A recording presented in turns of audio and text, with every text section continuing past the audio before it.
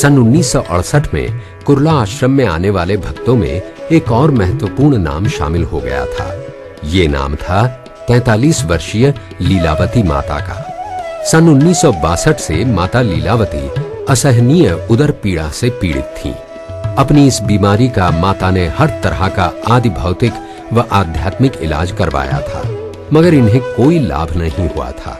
पिछले 5 वर्षों से तो माता बिस्तर में ही थीं। ऐसी अवस्था में हर तरफ से निराश हो जाने पर एक दिन साईं बाबा ने दृष्टांत दिया कि एक बालक माता का हाथ पकड़कर कुर्ला स्थित नारायण बाबा के आश्रम ले गया और वहां जाकर माता ठीक हो गई। ये साईं बाबा का चमत्कार ही था कि अगले ही दिन श्री नारायण बाबा की कुछ महिला भक्त माता लीलावती के घर आ पहुंची और माता को श्री नारायण बाबा के कुर्ला स्थित आश्रम ले गई। आश्रम में पहुंचकर जैसे ही माता की दृष्टि बाल ब्रह्मचारी श्री नारायण बाबा के दिव्य रूप पर पड़ी तो साईं माता को साक्षात ज्योतिर्मय विश्व रूप के दर्शन हो गए। माता नारायण बाबा के चरणों में गिर पड़ी। नारायण बाबा ने बड़े स्नेह से माता को उठाया और साईं बाबा का ध्यान कर साईं बाबा की पवित्र विभूति माता की जिह्वा पर रख दी और साईं बाबा ने उस एक चुटकी विभूति से वो चमत्कार कर दिखाया जो बड़े बड़े डॉक्टर व हकीमों की दवा नहीं कर सकी थी। उसी क्षण माता ने बाबा को अपना गुरु मानकर शेष जीवन इनकी सेवा में समर्पित कर दिया। इस घटना के पश्चात माता ने नित्य रूप से आश्रम में आना आरंभ कर दिया और आहिस्ता आहिस्ता आश्रम का सारा कामकाज स्वयं संभाल लिया। आश्रम में आने वाले सभी साईं भक्त माता का बहुत आदर करते थे। वह प्यार से इन्हें मामी जी कहकर बुलाते थे। श्री नारायण बाबा ने तो मामी जी को इनकी निष्काम व अद्वितीय सेवा देखकर उन्हें साईं माता की उपाधि तक दे डाली थी। 15 फरवरी 1969 की महाशिवरात्रि का शुभ पर्व श्री नारायण बाबा के आध्यात्मिक जीवन में अपनी अलग ही अहमियत रखता है। 6 बजे की अभिषेक पूजा हो चुकी थी शिवलिंग जी की, जो हमें बाल योगिनी सरस्वती अम्मा ने दिया शिवलिंग जी की, और 8 बजे का दूसरा अभिषेक होने वाला था।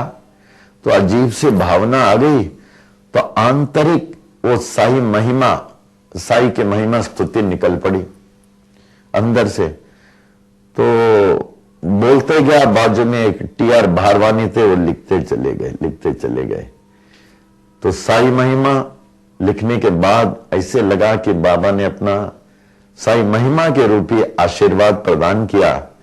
फिर पुस्तक के रूप में, कैसेट के रूप में लोगों को मिला। तो आज ये साई महिमा इतना प्रचलित है कि इसकी 24 घंटे का पाठ यहां तो होता है, अमेरिका, यूरोप में 12 घंटे का पाठ सुबह 7 बजे से शाम को 7 बजे तक जगह जगह ये लोग कर रहे हैं।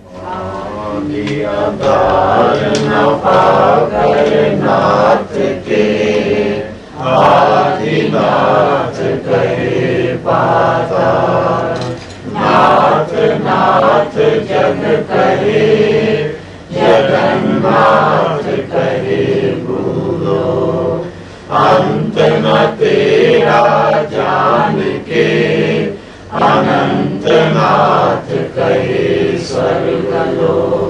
ये साईं महिमा आज साईं महिमा पाठ के रूप में साईं भक्तों का एक मजबूत आध्यात्मिक सहारा बन गई है। श्री साईं महिमा के अलावा श्री नारायण बाबा ने साईं बाबा के जीवन से प्रेरित होकर आध्यात्मिक विचारों की भी रचना की है, जिन्हें बाबा के भक्त थॉट फॉर द डे के नाम से जानते हैं। 16 सितंबर 1997 से श्री नारायण बाबा एक शुभ विचार हर रोज लिखते चले आ रहे हैं। इन विचारों का संग्रह करके बाबा के भक्तों द्वारा पुस्तकों का रूप दिया गया है, जिन्हें पढ़कर साईं भक्त अपने जीवन को सुखी व शांतिमय बना रहे हैं। श्री नारायण बाबा के कुर्ला आश्रम में ही ऊपर वाले क्वार्टर में एक पीएस अनंत साहब अपने परिवार के साथ रहते थे। वो बॉम्बे के अर्थ मूविंग इक्विपमेंट कंपनी में काम करते थे। वेरी स्मार्ट पर्सन, बहुत इतने स्मार्ट पूछिए नहीं, किसी को भी इंप्रेस कर सकते हैं। तो उन दिनों में कुर्ला में लोगों को इंटरव्यू देता था। पहले 5 को 1 2 3 4 5, दूसरे गुरुवार को बाहर वालों को, फिर बैच में इंटरव्यू देता था। जब ये इंटरव्यू में आए मिस्टर आनंद का, आनंद जी आप अपना कंपनी का नौकरी छोड़ दें तो अच्छा है। कहा नहीं नहीं, इसके सिवा और कुछ बोलें तो अच्छा, छोड़ेंगे तो मैं क्या करूंगा, बोले सेल्स रिप्रेजेंटेटिव। तो उन्होंने उनके मिसेस को बोला, उनके मिसेस ने कहा ये सब बातों में नहीं आना। दूसरे गुरुवार भी वही भावना, तीसरे गुरुवार भी, पांचवें गुरुवार जो आया उसके मन में वो बात उतर गई। ऑफिस में रिजिग्नेशन देके आए, बोला मैं रिजाइन कर दिया, अब मैं क्या करूं। ये बहुत बड़ी घटना है। तो उनको बोला आप कोई बिजनेस खोल दें। उन्होंने कहा हमारी पीढ़ियों में किसी ने बिजनेस किया ही नहीं, क्या बिजनेस खोलूं। हम बोले जैसे आपको बाबा प्रेरणा दें। तो सयान हॉस्पिटल के बाद उन्होंने छोटा सा कारपेंटर का कुछ दुकान खोला, फर्नीचर शॉप। कोई कस्टमर नहीं, इनकम नहीं। क्या आपने कहा मैं नौकरी छोड़ बैठा हूं, मैं क्या करूं। कि साईं ये तो अच्छा खासा नौकरी कर रहा था, परिवार के साथ सुखी था, आपने क्या बुलवा दिया, अभी मैं क्या बोलूं। तो यहां से हम लोग मामी जी के साथ उनको राशन वगैरह देते थे, चावल लो, आटा लो, ये लो, वो लो, देते थे। तो देखिए बाबा की लीला, था वह वचन साईं का, टाल न कोई सकता था। तो एक दिन एक अमेरिकन जेरोल्ड थॉमस उधर से गए तो इनकी छोटी सी फर्नीचर शॉप देखा, को उनको उनके फर्नीचर में से एक आइटम बड़ा अच्छा लगा, पोर्टेबल। तो उनको बोला क्या आप ऐसे पोर्टेबल टेबल, इसका प्राइस क्या है। इन्होंने बताया क्या आप एक 12 पीस बना सकते हैं, हम अमेरिका ले जाना चाहते हैं। बोले हाँ। इसके सिवाय आप और क्या बना सकते हैं। बोला मैं इंजन्स बना सकता हूं for extracting water and all. आप बनाओ। बोले पैसा कौन देगा। बोला आई विल पे। तो अमेरिकन ने उनको पैसा दिया, फर्नीचर बनाया, मोटर इंजन्स बनाए। अमेरिकन को इतना अच्छा लगा और ये बात करने में इतना अच्छा बात करते थे, बहुत स्मार्ट थे। तो पहली बार जब अमेरिकन को लेके आए तो पहला गुरु कहने वाले वो आनंद जी हैं। पहला कहने लगे गुरुदेव ये अमेरिकन है, पहले कस्टमर आए हैं, इनको बहुत सारी चीजें चाहिए है। बोले पहले बार उन्होंने गुरु कहा। तो उन्होंने बहुत ऑर्डर दे दिया, सयान में बंगला लेके दे दिया, गाड़ी लेके दे दिया, फिर बहुत आगे बढ़ गए।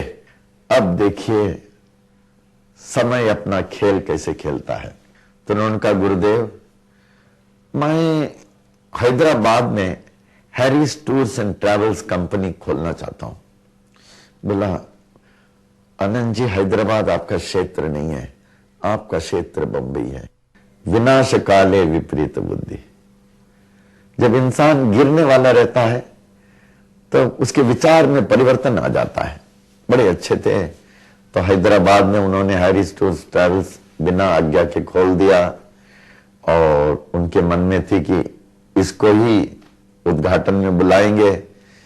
उनको बोले गुरुवार, बोलते थे गुरुवार आप उद्घाटन करेंगे। अब इसके मन में नहीं था क्योंकि हमने बोले ही नहीं। कहा आप ही करेंगे। कहा ठीक है जैसी इच्छा।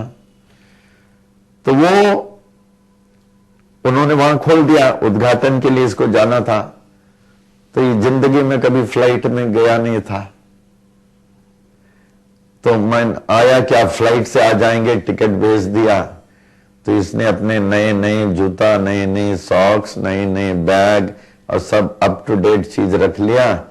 अब बाबा से प्रार्थना कर रहा था अंगोस्त्र पहन करके ऐसे, हे साईं आपकी बड़ी कृपा है, मैं भी अभी फर्स्ट फ्लाइट से अप टू डेट बन के जा रहा हूं आपकी बड़ी कृपा है करके अंगोस्त्र पहन के और सब तैयार था, हमारे अच्छे अच्छे कपड़े, नए जूता सब। तो जैसे माथा टेका साष्टांग प्रणाम, आंतरिक आवाज बेटा इसी कपड़े से जाओ। हम बोले नहीं नहीं ये साइकोलॉजिकल इफेक्ट, ऐसा हो ही नहीं सकता। मामी जी कपड़ा सब तैयार रखिए, कुछ नहीं। फिर प्रणाम क्या है, बेटा इसी कपड़े से तुम जाओगे। तो देखा जीवन में पहली बार फ्लाइट और ऐसे कैसे जाऊंगा, हो ही नहीं सकता। थर्ड टाइम जब ऐसी आवाज आई बोले नहीं ऐसे जाएंगे। तो उस समय बहुत लोग थे, मामी जी और एक इंजीनियर कहा कि मिस्टर राजन और बहुत सारे लोग थे, आप ऐसे नहीं जाएंगे। बोले मैं जा रहा हूं, हमको रोकना नहीं। आधा ये पहन के खाली पांव जाने लगा, आप लोग रोकना नहीं, जिंदगी में पहली फ्लाइट में जा रहा हूं, वो निकल जाएगी, नहीं तो कम से कम इसमें तो जाने दे करके। जब लोग देखे मैं मान नहीं रहा हूं, बहुत लोग रो पड़े, मैं ऐसे ही गया। एयरपोर्ट में गया, फ्लाइट में देखा लोग, किसी ने बैठाया, हमारे बाजू वाले बैठने वाले भी थोड़ा खिसक के बैठा मालूम नहीं क्या भावना थी। फ्लाइट बेगमपुर एयरपोर्ट में उतरी, वहीं ऐसे गया तो आनंद जी, मिसेस आनंद एयरपोर्ट में थी। तो मिसेस आनंद अरे गुरुवर को देखिए देखिए। तो आनंद जी जानते थे आज गुरुवर के रूप में बाबा आ रहे हैं।